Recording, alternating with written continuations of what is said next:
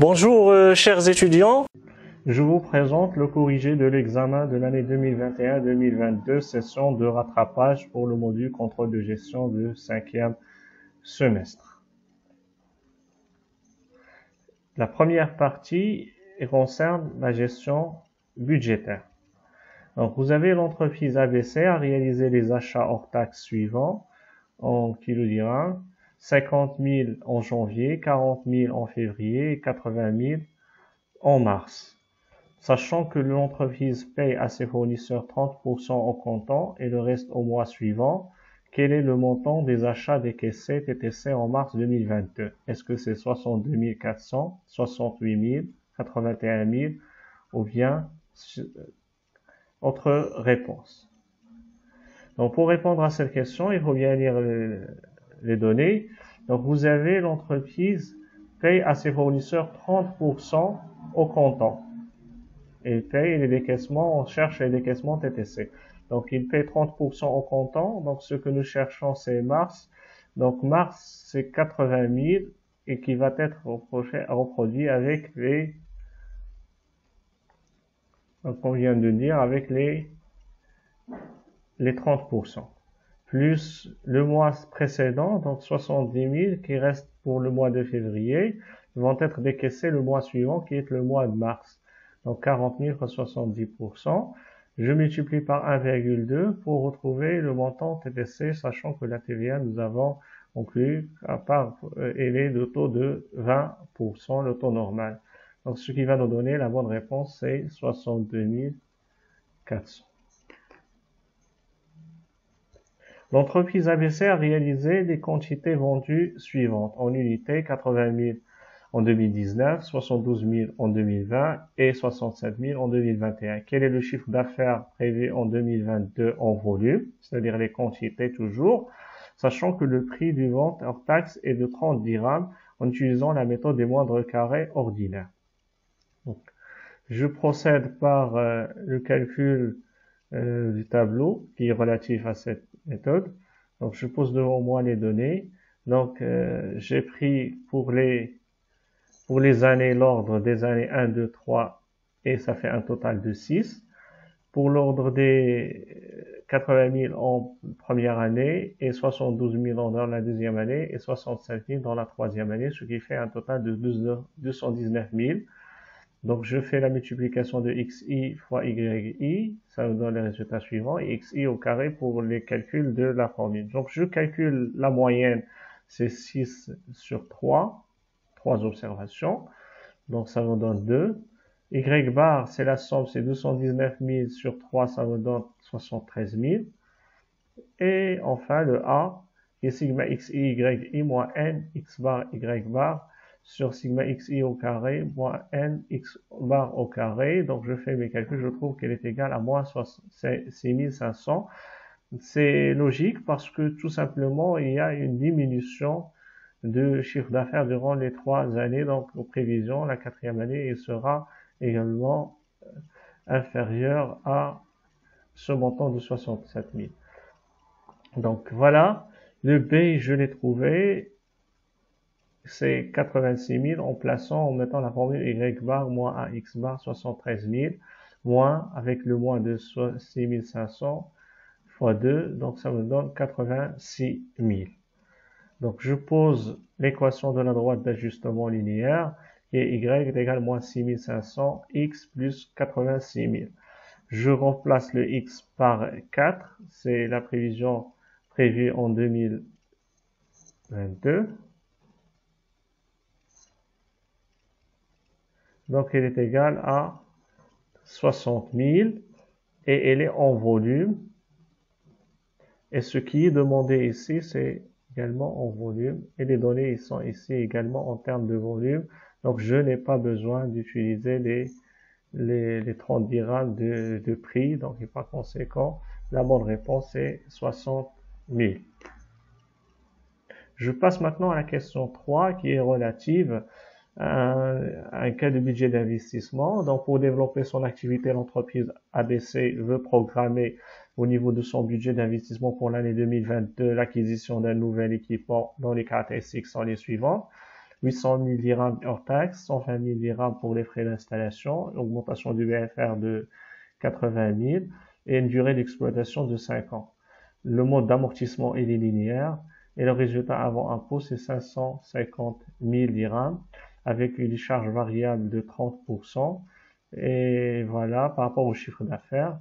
Et les charges fixes hors amortissement, c'est 180 000 dirhams par an, une valeur résiduelle de 80 000 et un taux d'imposition de 30% et un taux d'actualisation de 10%.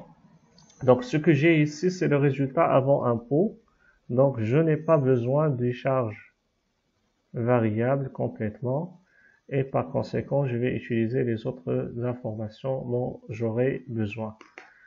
Donc voilà, je passe mes calculs de vannes et je compare par la suite pour retrouver le tir et je vérifie la bonne réponse. Voilà, on dresse le tableau de calcul pour calculer les cash flows actualisés et la vanne par la suite. Donc la première ligne que nous avons dit, d'après ce que nous avons dit, que ça commence avec le résultat avant impôt. Donc pour nous faciliter le calcul, c'est la première ligne, 550 000 pour l'ensemble des années. Donc après ça, je calcule l'impôt sur les sociétés que nous avons supposé est égal à 30% d'après les données. Et par la suite, je passe à calcul de résultat net qui est la différence entre le résultat avant impôt et l'impôt sur les sociétés. Ensuite, je calcule les cash flows d'exploitation, c'est-à-dire je fais la sommation de la dotation aux amortissements. Pour la dotation aux amortissements, je calcule le coût d'investissement au prix qui est 800 000 plus 120 000 est égal à 920 000. Donc la dotation aux amortissements va être égale à 920 000 fois 20% parce que la durée de vie probable est de 5 ans. Et par la suite, cette dotation aux amortissements, je l'ajoute au capital, au résultat net, ça nous donne la CAF d'exploitation. Donc par la suite, j'ajoute l'augmentation du BFRE qui était récupéré en fin de l'année. La valeur résiduelle dans ce cas-là est de 80 000. Et enfin, les cash flows, ils sont égaux à 569 000 pour les 4 premières années et 729 000 pour les dernières années. Donc vous avez ici les calculs, les détails des calculs que nous avons faits. Donc par la suite, la CAF, la vanne, c'est les cash flows actualisés, moins le capital investi. Donc je actualise avec le taux de 10% que j'ai ici, après les données. Et je calcule la vanne et je trouve qu'elle est égale à 1 256 305. Donc deux possibilités vont être éliminées. Il reste le tir. Donc le tir, est-ce que c'est 4,59%? Ce n'est pas la peine de le calculer avec interpolation linéaire. On sait que le tir, il permet d'annuler la vanne. Donc on vérifie si ce taux permet d'avoir une vanne égale à 0. D'après les calculs de la vanne, on a une vanne positive pour le taux de 10%, comme vous constatez, avec le tir est largement supérieur à 10%. Donc ce qui va me dire que le tir est égal à, donc la vanne n'est pas ça, donc le tir n'est pas 59, donc la bonne réponse c'est autre réponse. L'entreprise ABC fabrique des prothèses médicales qui intègrent un composant électronique qui est acheté au fournisseur PNC. Les consommations régulières sur 360 jours atteignent 10 800 composants par an. Le délai de livraison de ce composant est de 15 jours, alors que le stock de sécurité du composant permet 10 jours de consommation. Le niveau de stock critique, est-ce que c'est 730, 750, 300, 450 ou bien autre réponse? Donc je vérifie mes calculs. Donc le niveau de stock minimum, d'abord c'est 10 800 fois 15 jours, donc c'est le stock minimum.